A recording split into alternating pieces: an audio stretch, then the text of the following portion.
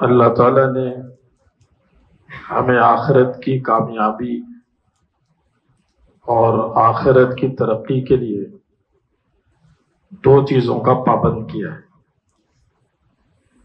Number 1 ایمان اور number 2 نیک اعمال۔ ایمان لانا ہے اور ایمان کو بچانا بھی ہے، نیک اعمال کرنے ہیں اور نیک اعمال کا پابند رہنا بھی ہے، جسے کہتے ہیں استقامت، جم جانا، ڈٹ جانا، پابندی کرنا۔ لیکن جس طرح دنیا میں ہم دیکھتے ہیں کہ ہر چیز کے دشمن ہوتے ہیں، بندہ بینک سے پیسے نکال کر باہر جاتا ہے، مخبری ہو جاتی ہے تو اس کے پیچھے بندے لگ جاتے ہیں۔ بندہ کوئی اچھا فون نکال کر بات کر رہا ہوتا ہے، کوئی چور دیکھ لیتا ہے تو وہ 1 سیکنڈ نہیں لگاتا لے لیتا ہے۔ بندہ اپنی موٹر سائیکل کو لاک نہیں کرتا، چور آتا ہے وہ لے کر چلا جاتا ہے۔ ہر قیمتی چیز کے پیچھے لٹیرے موجود ہیں، ہر قیمتی چیز کے چور موجود ہیں، ہر قیمتی چیز کے ڈاکو موجود ہیں جو طاق میں ہوتے ہیں کہ کب ہمیں موقع ملے اور ہم یہ چیز فوراً سے اپنے قبضے میں لے لیں۔ اب مالک کے اوپر ہے کہ وہ چیز کی حفاظت کتنی کرتا ہے اور اپنے چور کو کتنا پہچانتا ہے۔ اس کو پتہ ہے میں لاک نہیں کروں گا تو چوری ہوگی، کروں گا تو نہیں ہوگی۔ میں اس جگہ پر بیٹھا ہوں، جیب سے موبائل نکالوں گا تو چوری ہوگا، نہیں نکالوں گا تو نہیں ہوگا۔ میں بینک سے پیسے اس طرح سے لے کر نکلوں گا تو کچھ محفوظ ہو سکتا ہوں، یوں نکلوں گا تو چوری ہو جائے گی۔ رات کے وقت میں نکلوں گا تو چوری کے امکانات ہیں، دن کے وقت نکلوں گا تو کچھ بچ بچاؤ ہے۔ یہ پہچاننا بہت ضروری ہے، ورنہ تو انسان کے پاس کوئی چیز ہی محفوظ نہیں رہے گی۔ لیکن دنیا کا چور ظاہر ہے سوتا بھی ہے، جاگتا بھی ہے، جیتا بھی ہے، مرتا بھی ہے۔ ایک محدود چور ہوتا ہے اور نظر بھی آتا ہے کہ یہ آ رہا ہے، لیکن ہمارا ایمان اور ہمارے نیک اعمال، ان کے پیچھے ایک ایسا چور لگا ہوا ہے جو ہر وقت ہماری طاق میں ہے اور ہر وقت ہمارے پیچھے ہے کہ کس طرح سے اس بندے کا ایمان چھین لیا جائے یا نیک اعمال چھین لیا جائے، نیک اعمال سے دور کر دیا جائے، ایمان سے دور کر دیا جائے۔ اس چور کو اور اس دشمن کو پہچاننا ضروری ہے اور اس کا دفاع کرنا بھی ضروری ہے کہ یہ کہاں کہاں سے ہم پر حملہ کرتا ہے، کون کون سی چیز ہے جہاں سے ہمیں وہ لوٹنا چاہتا ہے، ہماری چوری کرنا چاہتا ہے۔ دیکھیں نا، دنیاوی اعتبار سے ہم پر پتہ چلا لیتے ہیں، اس روڈ سے نہیں نکلنا، اس روڈ سے نکلنا ہے، اس وقت نہیں نکلنا، اس وقت نکلنا ہے، اس گاڑی میں نہیں نکلنا، اس گاڑی میں نکلنا ہے۔ تو اس طرح جو ہمارے نیک اعمال کا چور ہے، جو ہمارے نیک اعمال کا دشمن ہے، اس سے بھی اپنے آپ کو ہمیں بالکل چوکس رکھنا ہے کہ کہیں ایسا نہ ہو وہ حملہ کر کے ہمارے ایمان اور اعمال کو لے کر چلا جائے۔ دنیا کا نقصان اتنا بڑا نقصان نہیں ہے، لیکن ایمان کا نقصان بہت بڑا نقصان ہے۔ کسی کے پاس دنیا چلی گئی نا، کتنے سال مشکل میں آ جائے گا وہ، جتنی زندگی ہے 50 سال، 60 سال، 70 سال، 80 سال۔ اور کسی کا ایمان چلا گیا، وہ کتنے سال نقصان میں آئے گا؟ لا محدود، ہمیشہ ہمیشہ ہمیشہ کا نقصان بڑا نقصان ہے اور محدود نقصان چھوٹا نقصان ہے۔ نقصان دونوں ہیں، لیکن بندہ اپنے آپ کو بڑے نقصان سے بچاتا ہے۔ اب اللہ تعالیٰ نے ہمیں واضح الفاظ میں فرمایا کہ ان الشیطان لکم عدو فاتخذوہ عدوا، کہ شیطان تمہارا دشمن ہے، اس کو دشمن سمجھو، اور وہ واضح دشمن ہے۔ نہ وہ ہمیں دینی ترقی میں خوش دیکھنا چاہتا ہے، نہ وہ ہمیں دنیاوی ترقی میں خوش دیکھنا چاہتا ہے۔ ہم دنیاوی ترقی کریں وہ بھی پسند نہیں، ہم دینی ترقی کریں وہ بھی پسند نہیں۔ اب اس کے ہم پر حملے کیسے ہوتے ہیں، اور کیا چیزیں ایسی ہیں جہاں سے وہ ہمارے اندر داخل ہونے کی کوشش کرتا ہے۔ تو سب سے پہلا جو وار ہوتا ہے شیطان کا، وہ ہوتا ہے انسان کو کسی طرح سے اللہ سے دور کر دیا جائے۔ کہ انسان کے اللہ سے دور ہونے کی دو صورتیں ہوتی ہیں۔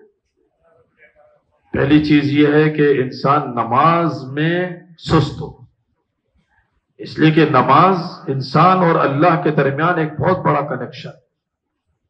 نماز اللہ کے قریب ہونے کا ایک بہت بڑا ذریعہ ہے۔ حضور اکرم صلی اللہ علیہ وسلم نے فرض نماز کے ساتھ نوافل کی بھی ترغیب دی، سنتوں کی بھی ترغیب دی۔ آپ نے فرمایا کہ اس چیز سے انسان اللہ تعالیٰ کے قریب ہو جاتا ہے۔ احادیث میں پڑھتے ہیں کہ جب اذان ہوتی ہے، مؤذن کہتے ہیں اللہ اکبر اللہ اکبر اللہ اکبر اللہ اکبر، تو شیطان کو اتنی ناگوار گزرتی ہے کہ وہ دور بھاگ جاتا ہے، اتنا دور بھاگ جاتا ہے کہ جہاں پر آواز نہ آ رہی ہو، اور جب آواز اذان کی ختم ہو جاتی ہے وہ دوبارہ آ جاتا ہے، اور وہ دیکھتا ہے کہ کون کون نماز پڑھنے آیا ہے۔ اب اس کے دل میں وسوسے ڈالنا شروع کر دیتا ہے، چیزیں یاد دلانا شروع کر دیتا ہے، نماز سے دور کرنا شروع کر دیتا ہے۔ پہلی تو اس کی کوشش یہ ہوتی ہے کہ بندے کو یہ کہو کہ نماز پڑھنی نہیں ہے، اور اگر کوئی پڑھنے کے لیے آ جائے تو جماعت سے نہیں پڑھنی، گھر میں پڑھ لیں گے، اور کوئی پڑھنے کے لیے آمادہ ہو جائے تو بس جیسے مرضی ویسے پڑھ لو، کوئی پڑھنے کے لیے آمادہ ہو جائے بعد میں پڑھ لیں گے، ابھی کیا ضرورت ہے، آخری وقت میں پڑھ لیں گے۔ اللہ تعالیٰ نے ایسے نمازیوں کے بارے میں قرآن کریم میں فرمایا ہے کہ ان کے لیے ہلاکت ہے، ہلاکت۔ دیکھیں، ایک ہوتا ہے بے نمازی اور ایک ہوتا ہے سست نمازی۔ بے نمازی تو خطرناک ہے ہی ہے، سست نمازی بھی خطرناک۔ 5واں پارہ جب ختم ہوتا ہے، اس کا آخری صفحہ ہے جس میں اللہ تعالیٰ نے منافقین کی نشانی بیان فرمائی ہے۔ منافقین، اور کیا بیان فرمائی؟ وَإِذَا قَامُوا إِلَى الصَّلَاةِ قَامُوا كُسَالَىٰ يُرَاءُونَ النَّاسَ۔ جب وہ نماز کے لیے کھڑے ہوتے ہیں بہت سست کھڑے ہوتے ہیں، اور صرف اس لیے نماز پڑھتے ہیں تاکہ لوگوں کو پتہ چل جائے کہ میں بھی تو نمازی ہوں، میں نماز کے لیے آتا ہوں، ایسا نہیں ہے کہ میں نماز نہیں پڑھتا ہوں۔ تو سست نماز پڑھنا اور لوگوں کو دکھانے کے لیے نماز پڑھنا، اللہ تعالیٰ نے فرمایا یہ منافقوں والی نماز ہوتی ہے۔ اور نماز ہی نہ پڑھنا، یہ تو بہت خطرناک بات ہے، بہت ہی خطرناک بات ہے۔ سورہ ماعون ہم سب کو یاد ہے، اما پارے میں جو آخری 10 صورتیں ہیں، اَرَأَيْتَ الَّذِي يُكَذِّبُ بِالدِّينِ فَذَلِكَ الَّذِي يَدُعُّ الْيَتِيمَ وَلَا يَحُضُّ عَلَى طَعَامِ الْمِسْكِينِ۔ آگے آپ دیکھیں، فَوَيْلٌ لِّلْمُصَلِّينَ الَّذِينَ هُمْ عَنْ صَلَاتِهِمْ سَاهُونَ الَّذِينَ هُمْ يُرَاءُونَ۔ ان نمازیوں کے لیے بڑی بربادی ہے جو لوگ اپنی نماز میں غفلت کر رہے ہیں، نماز پڑھ رہے ہیں لیکن غفلت کے ساتھ پڑھ رہے ہیں، سستی کے ساتھ پڑھ رہے ہیں، بے توجہی کے ساتھ پڑھ رہے ہیں، بس صرف آئے پڑھی اور چلے گئے، نہ نماز میں توجہ ہے، نہ نماز میں دھیان ہے، نہ نماز میں شوق ہے، نہ نماز کا اہتمام ہے، نہ نماز کے وقت کا خیال ہے، نہ نماز کے آداب کی رعایت ہے، بس تھوڑی دیر کے لیے پڑھی اور چلے گئے۔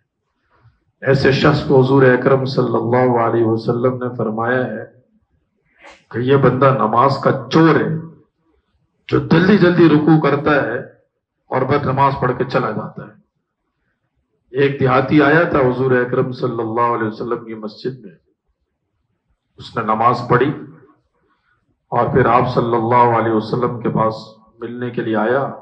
آپ علیہ الصلوۃ والسلام اس کی نماز کو دیکھ رہے تھے۔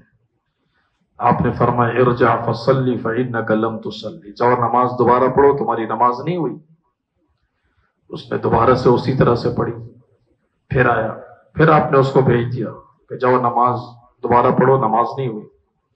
پھر تیسری مرتبہ آیا، پھر یہی ہوا، چوتھی مرتبہ حضور اکرم صلی اللہ علیہ وسلم نے اس کو نماز کا طریقہ سکھلایا اور اس کو فرمایا خوب اطمینان کے ساتھ نماز پڑھو. جب رکوع میں جاؤ اطمینان کے ساتھ جاؤ، جب رکوع سے کھڑے ہو تو اطمینان کے ساتھ کھڑے ہو، اچھی طرح سے کھڑے ہو جس کو قوما کہتے ہیں. پھر سجدے میں جاؤ اچھی طرح سے سجدہ کرو، پھر 2 سجدوں کے درمیان جب بیٹھو تو اچھی طرح سے بیٹھو، پھر دوسرے سجدے میں جاؤ تو اطمینان کے ساتھ جاؤ، پھر اٹھو. عام طور پر جو بیٹھ کر نماز پڑھ رہے ہوتے ہیں ایسا ہوتا ہے کہ 2 سجدوں کے درمیان بس جلدی سے بیٹھے اور دوسرا سجدہ کر لیا. ایسے نماز نہیں ہوتی. اس لیے اطمینان کے ساتھ نماز پڑھنے کا ہمیں شریعت میں حکم ہے. اور اگر کوئی جلد بازی میں نماز پڑھتا ہے، بے توجہی کی نماز پڑھتا ہے، تو اللہ تعالیٰ نے فرمایا کہ ایسے نمازیوں کے لیے ہلاکت ہے. یہ شیطان کا ایک بہت بڑا وار ہے کہ انسان کی نماز کو خراب کر دیا جائے. یا تو نماز سے بالکل دور کر دے، یا اگر نماز کے لیے وہ آ جائے تو کسی طرح سے اس کی نماز کو برباد ہی کر دے، خراب کر دے. یہ ہم نہیں کہہ سکتے کہ ہم نے پڑھ تو لی بس اللہ تعالیٰ قبول کر لیں گے. اللہ تعالیٰ قبول کر لیں گے، لیکن قبولیت کے ضابطے بھی تو اللہ تعالیٰ نے بتائے ہیں، حضور اکرم صلی اللہ علیہ وسلم نے بتائے ہیں. آپ نے یہ تھوڑی فرمایا کہ بس جیسے پڑھنی ہے پڑھ لو بس قبول ہو جائے گی. نہیں، آپ نے فرمایا صلو کما رأیتمونی اصلی، جیسے میں پڑھ رہا ہوں ویسے نماز پڑھو تو نماز قبول ہوگی. اس لیے ہم یہ نہیں کہہ سکتے کہ بس ہم نے پڑھ لی. ہم کوئی مارکیٹ سے چیز خریدنے کے لیے جائیں اور خرید کر آ جائیں اور کوئی بندہ ہمیں کہے بھئی یہ خراب ہے، تو ہم کہیں بھئی وہ چیز تو ہے نا، خراب ہے کہ صحیح ہے، ہمیں کیا ہے، کام آئے گی. کیسے کام آئے گی؟ خراب چیز کام نہیں آئے گی. جب کوئی چیز خریدنے کے لیے جاتے ہیں تو آگے پیچھے اوپر نیچے دائیں بائیں ہر طرح سے ہم چیک کرتے ہیں کہ صحیح ہے نہیں ہے، کہاں کی بنی ہوئی ہے، کس ملک کی بنی ہوئی ہے، لوکل ہے، امپورٹڈ ہے، کسی نے پہلے ہمارے جاننے والوں میں سے چیز لی ہے نہیں لی ہے، اگر اس نے لی ہے تو اس کا کیا ایکسپیرینس رہا ہے، کیسی نہیں ہے. ہر چیز کو دیکھ کر لیتے ہیں. جب دنیا میں سمجھداری کے ساتھ کام کرتے ہیں تو دین میں اس سے زیادہ سمجھداری کے ساتھ کام کرنے کی ضرورت ہے. اس لیے کہ دنیا کا نقصان چھوٹا نقصان ہے اور آخرت کا نقصان بڑا نقصان ہے. بڑے نقصان سے اپنے آپ کو بچانا بہت ضروری ہے. چھوٹا نقصان تو پھر بھی چل جائے گا لیکن بڑا نقصان نہیں چلے گا. تو پہلی چیز جو شیطان کے وار اور حملے سے اور دشمن سے ہمیں بچنا ہے وہ یہ ہے کہ ہمیں اپنی نماز کا اہتمام بھی کرنا ہے اور نماز کو درست بھی پڑھنا ہے. دوسری چیز جس کا ہمارے معاشرے کے بہت زیادہ لوگ شکار ہیں وہ ہے قرآن کریم سے بے توجہی. بہت کم لوگ ایسے ہیں جو پابندی سے روز قرآن کریم کی تلاوت کرتے ہیں. یہ شیطان کا ایک بہت بڑا حملہ ہے کہ قرآن سے لوگوں کو دور کر دیا جائے، قرآن سے ہٹا دیا جائے.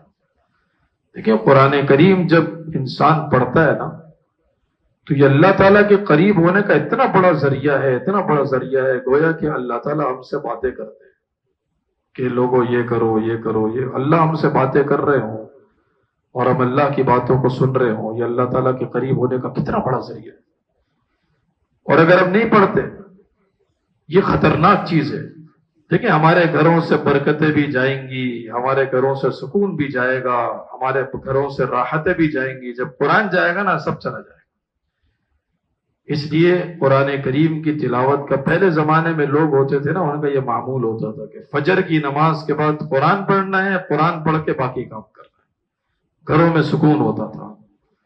اب تو قرآن کا پڑھنا ہے، موبائل نے ہر چیز کا بدل لے لیا، قرآن سے لوگ دور ہو گئے. آپ سنتے ہیں کہ حضور اکرم صلی اللہ علیہ وسلم نے حضرت ابو ہریرہ رضی اللہ تعالیٰ عنہ کو ایک مرتبہ کسی جگہ پر نگران بنایا کہ یہاں پر بہت سارا غلہ آیا ہوا ہے، اناج آیا ہوا ہے، اس کی حفاظت کرنی ہے. رات میں چور آ گیا. اب وہ چور چوری کرنے لگا. حضرت ابو ہریرہ نے پکڑ لیا اور کہا کہ ابھی ٹھہرو، میں صبح اللہ کے رسول کے پاس تو میں لے کر جاتا ہوں، پتہ چلے گا. اس نے ہاتھ جوڑ کر معافیا مانگنا شروع کر دی کہ میں بڑا محتاج ہوں، میں بڑا ضرورت مند ہوں، میرے گھر میں بچے بھوکے ہیں. یہ وہ منت سماجت کر کے جان چھڑا کر چلا گیا.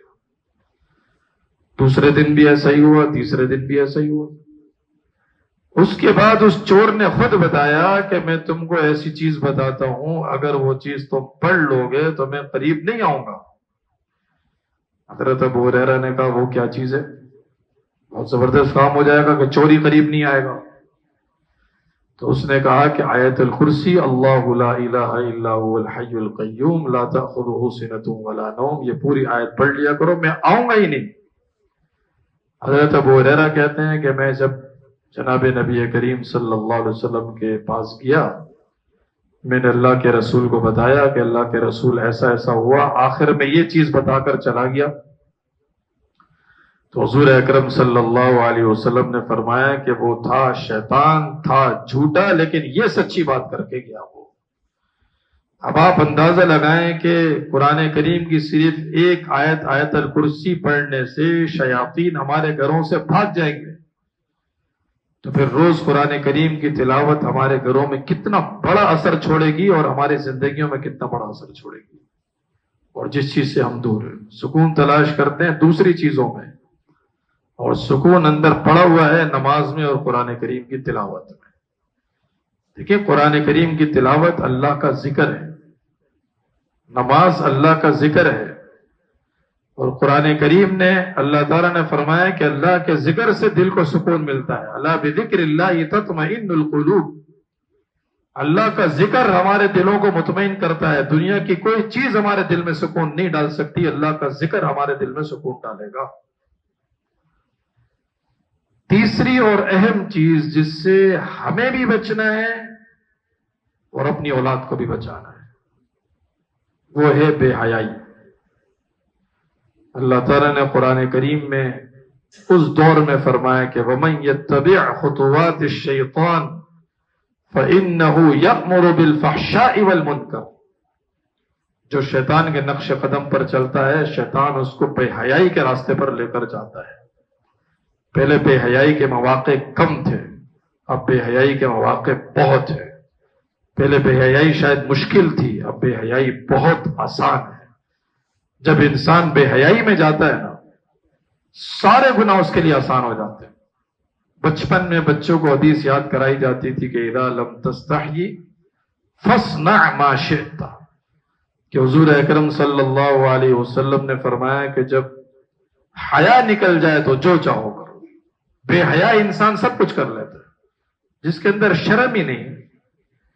کوئی انسان کوئی غلط کام کرتا ہے نا تو ہم اس کو کہتے ہیں آپ کو شرم نہیں آتی، آپ کے اندر حیا نہیں ہے۔ اس کا کیا مطلب ہوتا ہے؟ اس کا مطلب وہی حدیث کا مفہوم ہوتا ہے کہ جب شرم نکل جائے تو سب ہی نکل جاتا ہے، جب حیا چلی جائے تو انسان آوارہ ہو جاتا ہے۔ اور بے حیائی کا سب سے بڑا ذریعہ جو ہے نا وہ ہے موبائل کا غلط استعمال۔ وہ اسکرین ہمیں کہاں سے کہاں اٹھا کے پھینک دیتی ہے، ہمیں پتہ نہیں چلتا۔ اس میں خواتین کی تصویریں بھی آ رہی ہیں، اس میں صحیح غلط چیزیں بھی آ رہی ہیں، اس میں غلط میوزک بھی آ رہے ہیں، اس میں گانے بھی چل رہے ہیں۔ ہم ہینڈ فری لگا کر اسکرین سامنے رکھ کر لگے ہوئے ہم بھی خراب ہو رہے ہیں، ہمارے بچے بھی خراب ہو رہے ہیں، ہمارا دل بھی مردہ ہو رہا ہے، دل پر اثر پڑتا ہے۔ دیکھیں، ہر چیز اپنا اثر رکھتی ہے۔ صحابہ اکرام فرماتے ہیں حضور اکرم صلی اللہ علیہ وسلم جب نماز کے لیے کھڑے ہوتے تھے، صحابہ سے کہتے تھے صفیں سیدھی کرو، سووا صفوفکم۔ پھر آپ نے فرمایا کہ فإن تسویۃ الصفوف من تمام الصلاۃ، نمازیں پڑھنے سے پہلے اپنی صفوں کو سیدھا رکھو۔ اگر صفوں میں کوئی ٹیڑھا پن آئے گا، دلوں میں ٹیڑھا پن آئے گا۔ صفوں میں اختلاف آئے گا، دلوں میں اختلاف آئے گا۔ اب دیکھیں، صف ٹیڑھی ہے، اثر دل پر پڑ رہا ہے۔ حضور اکرم صلی اللہ علیہ وسلم سے ایک مرتبہ نماز میں کوئی سہو ہو گیا، آپ نے فرمایا کہ پیچھے لوگ صحیح وضو کر کے نہیں آتے، اثرات امام پر بھی پڑتے ہیں۔ وضو صحیح نہیں، اثرات پڑ رہے ہیں۔ جب بے وضو اور درست وضو نہ ہو، اس کے اثرات پڑتے ہیں، صف ٹیڑھی ہو، اس کے اثرات پڑتے ہیں، تو بے حیائی کے اثرات نہیں پڑتے۔ بے حیائی کے بہت اثرات پڑتے ہیں۔ قرآن کے اثرات اچھے پڑتے ہیں تو غلط چیز کے اثرات بھی زیادہ پڑتے ہیں۔ اس لیے ہمیں اپنے آپ کو بھی دور کرنا ہے، اپنی اولاد کو بھی محفوظ رکھنا ہے، اور اس چیز کو گناہ سمجھنا ہے کہ اگر ہم موبائل کا غلط استعمال کر رہے ہیں یہ گناہ ہے۔ دیکھیں، ایسے ہی نہیں، ہمارے یہاں تو ہر جگہ گناہ عام ہو گیا نا۔ شیطان کا ایک بہت بڑا حملہ یہ ہوتا ہے کہ وہ گناہ کروا کے گناہ کو بحیثیت بنا دیتا ہے. اس لیے اللہ تعالیٰ نے قرآن کریم میں فرمایا وَزَيَّنَ لَهُمُ الشَّيْطَانُ أَعْمَالَهُم. شیطان اعمال کو خوبصورت کر دیتا ہے.